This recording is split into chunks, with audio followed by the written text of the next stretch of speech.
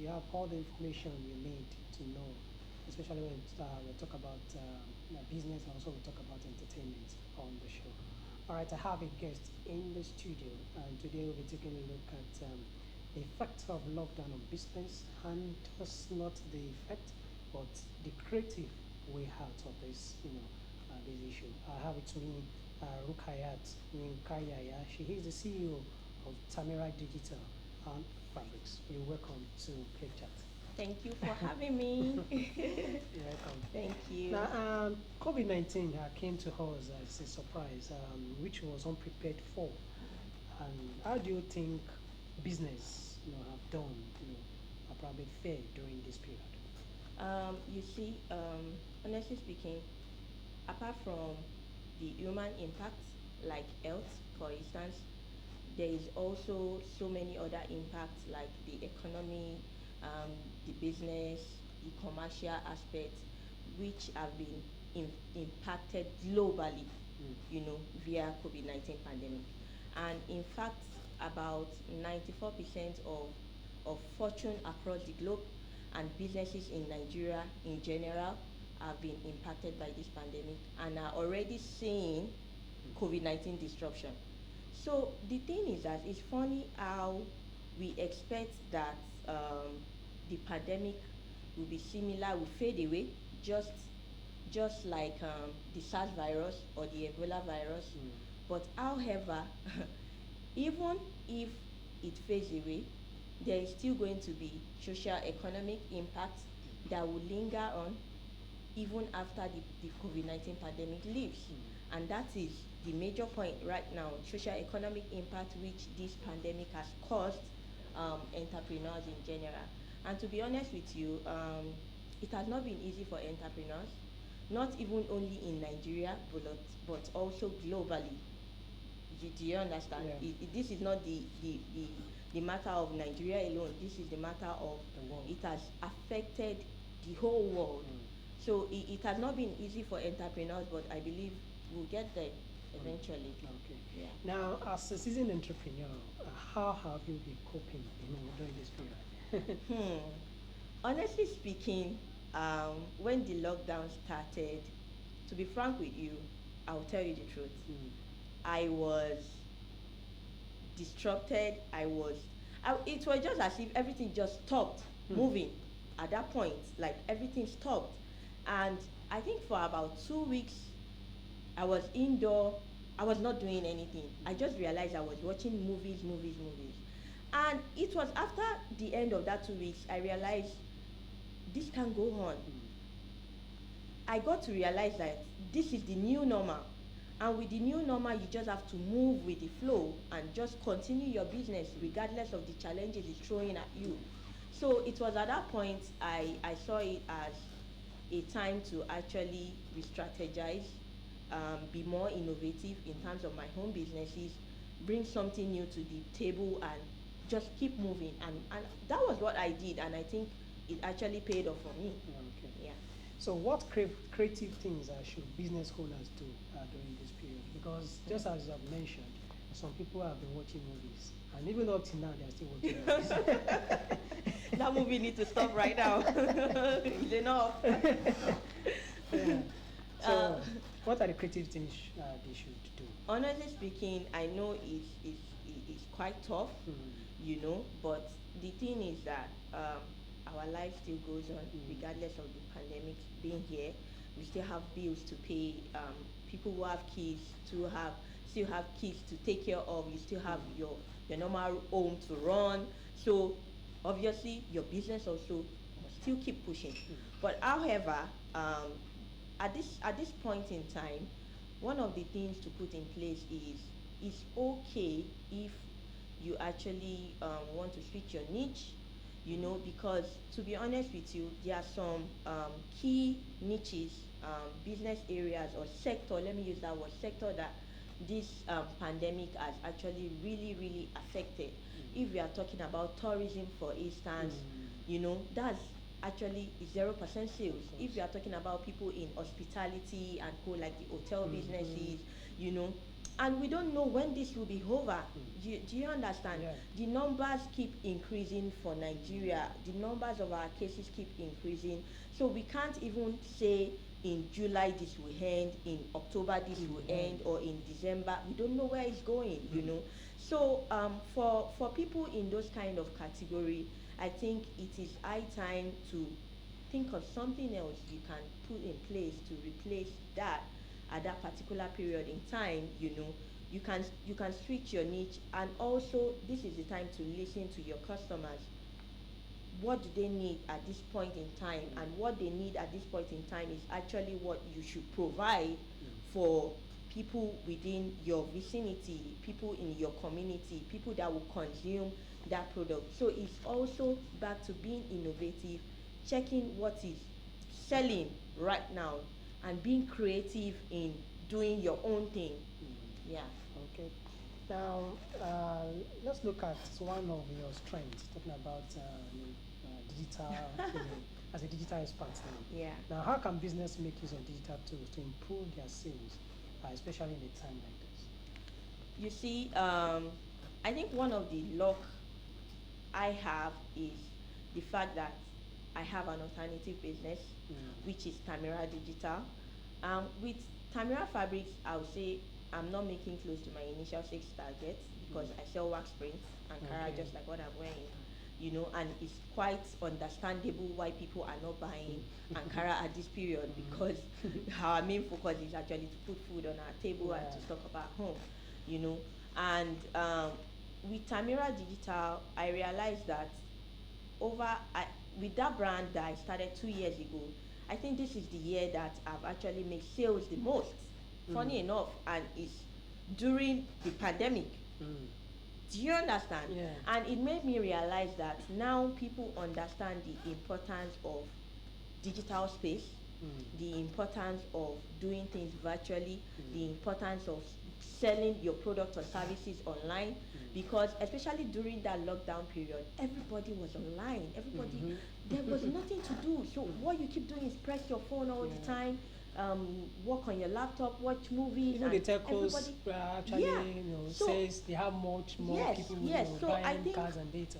I think for entrepreneurs at this point, it's passing a message across to us. Even people that are doing the white collar job are doing meetings virtually now, are coming to the digital space. So as an entrepreneur in this era, all you need to do is upscale your digital strengths in terms of your branding. Branding positioning now online has to be top notch. So it's beyond just coming online to just post your products and that is all. There are so many other things, so many other skills you need to acquire now to be able to do your business online. And to be honest with you, people are consuming content online every day. Yeah. They are. So Okay. we just have to upscale that digital marketing skills, and we'll keep selling more. Okay.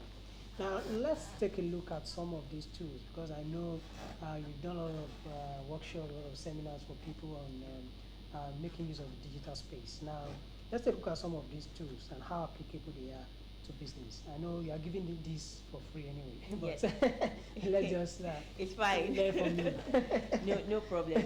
So you see, basically when it comes to digital, there are so many other, there are series of medium you can use.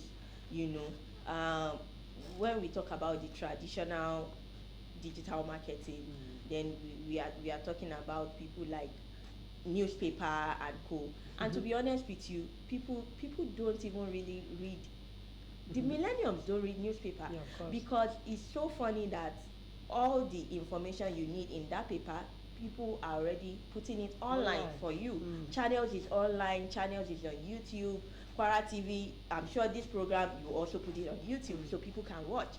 Do you understand? So we are leaving the traditional digital marketing aspect aside. When we come to the modern, we have the billboard, which you can use for your advertisement and co. But those are actually expensive. Yeah. Not everybody can afford the billboard, and doing your advert on television, for instance, is high. The cost is high. But when we talk about the social media platform, it's way reasonable. And I think that is what I will actually advise a lot of entrepreneurs to key in into. We have the likes of the Facebook, Instagram, WhatsApp business, Twitter. And the thing is that you don't have to be on all the platform all at once. You just need to focus on where you have your own audience, your potential clients, where they are, and putting on the content in that platform. Because for somebody like me, with Tamira Fabrics doesn't do so well on Facebook. I think on Facebook, Tamira Fabric has just about 490 followers, and on Instagram we have over 10,000 followers. So then I realized, okay, I have more audience here. I have people who listen to me here, who buy from me here, and hence you put more energy into it. As small as WhatsApp is, I think a lot of people feel WhatsApp is just to just communicate with your friends and family and people on your contacts, but it's beyond that. And that's why WhatsApp could also create WhatsApp business. And you can have your WhatsApp story and keep posting your products, your new services, your new products on your WhatsApp story, and people keep buying. You keep informing people that are following you. So even apart from making sales online via Facebook, Instagram, you can also maximize that aspect also and keep selling as well. Okay. All right. I think we are share with us some of the platform you can use to Yep. actually upscale your business, especially in this digital era. A lot of people are staying at home and they are locked down, and all they do is to press their phone. So just try and tap into their resources and get it right. Okay. Let me ask you. Can we say even in lockdown, some businesses are still making Of course, money? yes. There are some sectors that, whether we like it or not, funny enough, there are some sectors that during this pandemic is when they've made so much money. Mm. We are talking about categories like people selling essentials in terms of food, not cooked, but the raw meal. You know, during this period, we had so many foundations, NGOs, apart from even the government themselves, giving out palliative to the vulnerable or extremely poor. You know, people selling this kind of essentials. I think during Tamira Wellbeing Initiative, our first round, I went to the market to buy some food stuff to be shared for the palliative. And to be honest with you, the warehouse I went to, most of their staffs were complaining that they are overwhelmed with work because they just keep selling. They just so even and I was shocked, like, okay, some of us are complaining we can't sell Ankara, no one customer, and some people are complaining they are overwhelmed with customer. Like, and it was at that point I just realized, okay. And apart from that, another sector that is really making sales, because fine, we know, okay, food everybody will eat, fine, that's quite understandable as well. But you see, the IT sector, in terms of people that are being very, very smart, people selling ebooks, people selling training manuals, on as small as how to upscale your business with digital marketing skills. They are making sales. I remember early April, um, during the lockdown, I signed up for a training on how to actually use a tool to actually spice up my products and all. The training was just for 2,000 naira. So I signed up for it. It was on Zoom. And to my surprise, when we during the Zoom meeting, and I checked the total number of participants, and I saw 858. And it was at that point it got to me like, okay, 858 times 2,000 naira. My brother, please help me calculate that in just one single day. And this trainer is somebody that I follow, that she keep putting up different trainings up almost every week, different tools to she will bring in new digital marketing experts, 1,000, 1,500, and you see 1,500 people in the training room, times that, times 1,500, times 2,000 naira, that's millions of naira. Of course. Do you understand?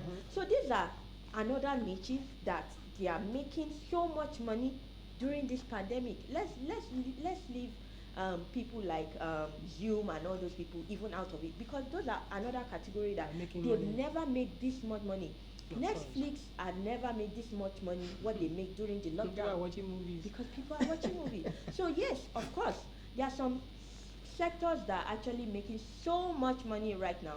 They are taking advantage of the situation Situation. and they are doing it well. Okay, all right. I think that is a very word of encouragement there. That no matter the situation, Yeah. you can still do something. You can Yeah. still tap into some Yeah. resources. Now, let's talk about your well-being initiative. How do you came about your well-being initiative, and how have you been able to use it to touch lives? Hmm. Okay, that's from another angle. Mm. Honestly speaking, a lot of people have been asking me so many questions about um, Tamara Wellbeing Initiative, and I'm so happy that you brought this up because at least I can use one stone to kill plenty birds. I can actually use this medium to actually spread the news, and instead of answering everybody one after the other, one after the other. So, honestly speaking, everything that have happened with Tamira Wellbeing, to be honest with you, I didn't see it coming. To be honest with you, it all started around March, end of March. That was when the pandemic was actually still very very strong, and normally with my brand Tamira Fabrics is not just an ordinary brand. It's actually a community on its own, and alhamdulillah, I'm so blessed with the audience that I have. They are actually audiences that actually connect not only with the brand but even with the face behind the brand itself, which is me. So most times I have people that send me messages, DMs, WhatsApp, even when they face challenges and they just want to hear my own opinion or my advice on some little challenges that they have. And I try as much as possible to be candid and factual most times. And it was at that period I noticed that most of the messages I was getting at that period was mostly for help for my fellow entrepreneurs. Some of them were giving advice, like requests on okay advice. I've been facing so many challenges right now. I've not been making sales. What can I do? So requests like that kept coming in back and forth, back and forth. And it was at that point I had to pause and I realized, okay, I'm not the only one facing this. I'm not meeting my initial sales target. Other people are also facing it. Whereas I realized that some people are facing it more than the other, and it's quite tough for some small and medium scale businesses out there because entrepreneurship are category. Of course. We are some that we are still here. We are still very very small. So it was at that point I felt okay, fine. I'm not buoyant in terms of financially stuff, physical money, but alhamdulillah, I have a brand and I have a voice, and I believe you can use your voice in any manner that you want. And with the kind of platform I have, I notice that my audiences actually normally listen to me when I write anything or when I talk, because even when I advertise for people on my brand, people patronize them, either paid or unpaid. So that was when it got to me that okay, you can actually use your brand to do something meaningful. And I have the IT background. I'm a graduate of BSc Computer Science. So it was at that point, okay, I decided to design a registration site that if I'm going to do this, I actually want it to be entrepreneurs in my community that will benefit from it. Because with the kind of audience that I have, over 10,000 people, I have entrepreneurs from Lagos, Port Harcourt, Abuja, and so on that are following the brand. So it was at that point I now named it a social relief program for Kwarapreneurs, which means entrepreneurs in Kwara State.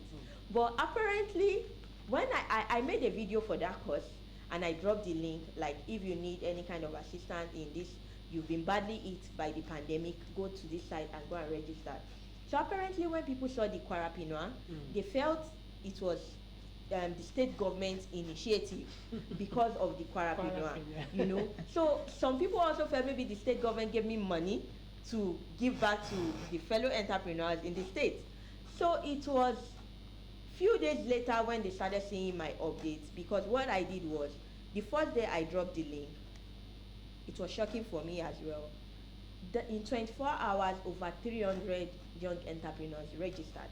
And it was at that point, I knew things were actually bad, but I didn't know things were that bad. So immediately I started reaching out to my friends and family. Some people actually watch my video, they reached out to me before I even reached out to them, and they were contributing, you know. But in 4 days, it was already in over 1,000 people. So it was at that point I realized, okay, I can't wait to raise so much funds to start doing this. Let's start doing it in batches, Batches. you know. So we started with batch of 100, another batch of 150. So far we've been able to cover 250 people, you know.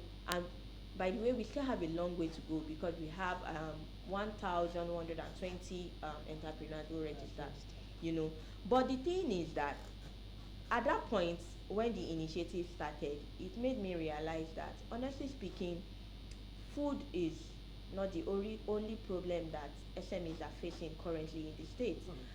There are so many other things that need to be put in place apart from food. Because you see, the palliative is just a temporary solution. Yeah.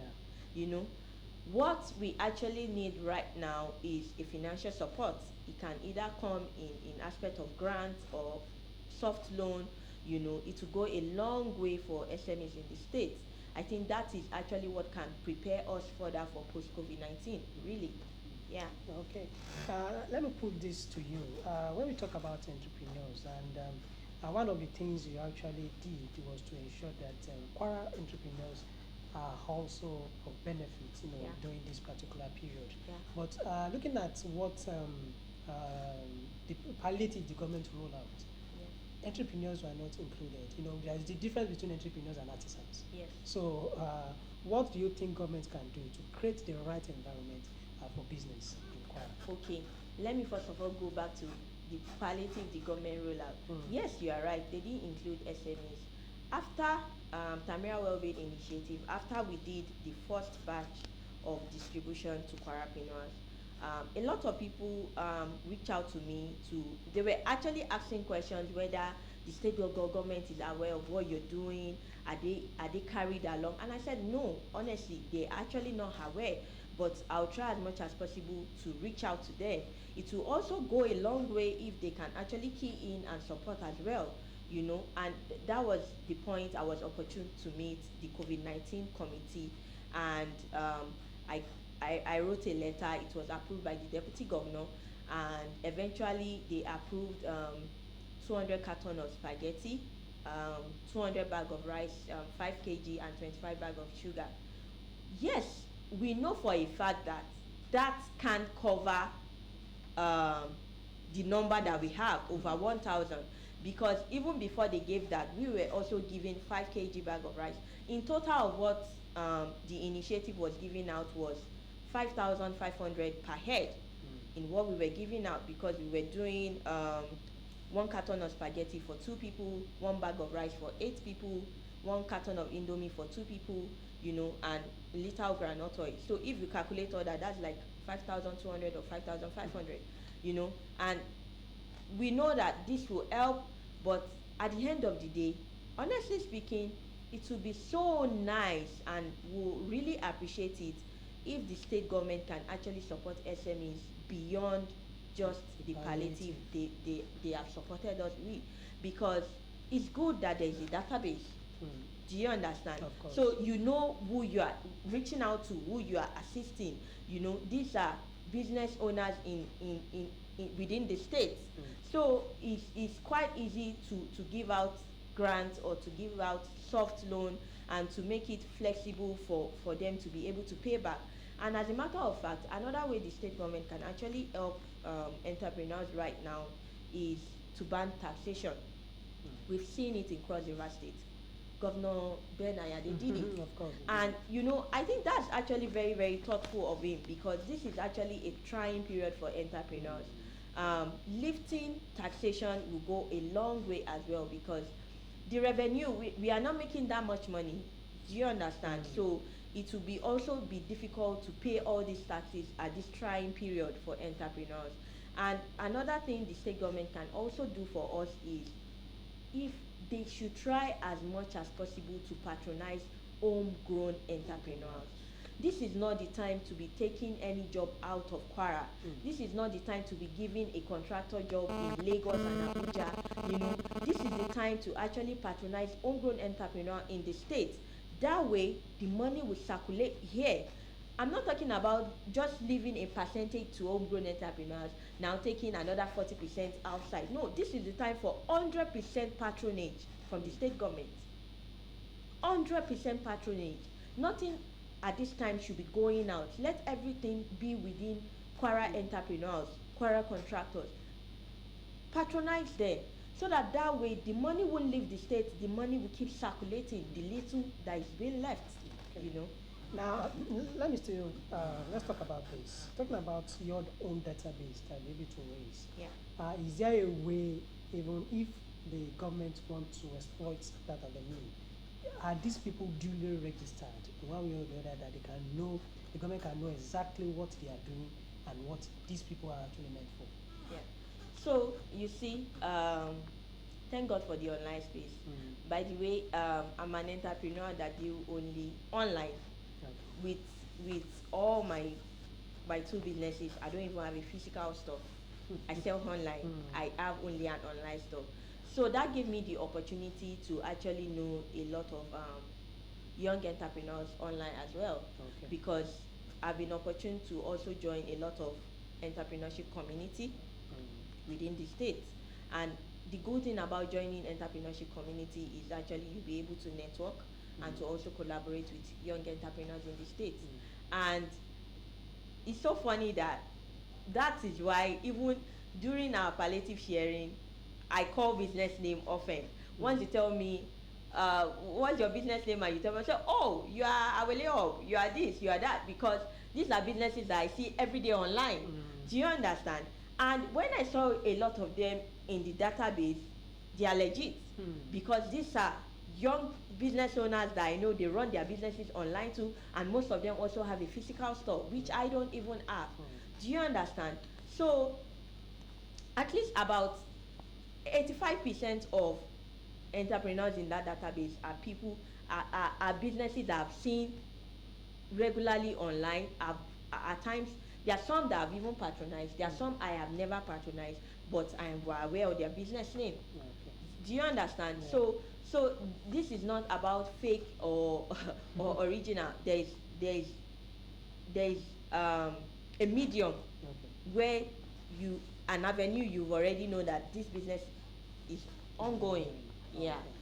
All right, just to cap it off, what would be your advice to business owners, entrepreneurs, and startups? Um, Honestly speaking, let me go back to where I stopped.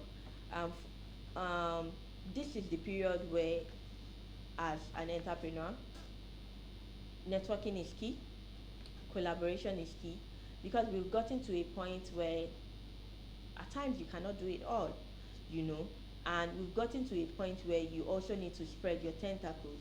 So if there are communities within your reach that you can join, entrepreneurship community, please do. If there is any entrepreneurship summit, conference, right now, even if it's online, going on, please attend. If there's any training, entrepreneurship training in terms of scaling your own businesses, making more sales, repositioning your brand, repositioning your business, if you need to pay to take these classes, please try as much as possible too. Because another thing is most entrepreneurs want everything for free.